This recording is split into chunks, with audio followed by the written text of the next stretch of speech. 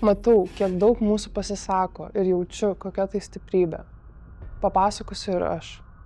Prieš maždaug 2 metus nusprendėme su draugais susitikti pasibūti. Viskas vyko puikiai, gėrėme, juokėmės, linksminomės. Įspėjimas. Girdėsite istoriją apie seksualinį smurtą. Tu gali prisidėti prie prevencijos arba nukreipk pyktį veiksmui. Paremk ribologijos kovą dėl Lietuvos be seksualinio smurto. Kai atėjo laikas miegoti, aš jau buvau stipriai apsvaigusi, komos būsenos, beveik be sąmonės. Draugas sakė, kad atrodžiau kaip lavonas, nešė mane ant rankų, kad prasiblaivyčiau ir pasiguldė šalia savęs atskirame kambaryje prižiūrėti. Užmigau, naktį išgirdau, kad kambario duris atsidarė. Galvojau, kad jis išeina į tualetą. Nieko nesupratau, kas vyksta.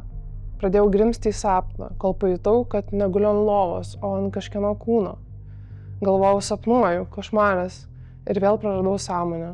Prabudau toje pačioje pozoje, ant jo kūno. Atsisukau, o mano draugas gulėjo šalia ir miegojo.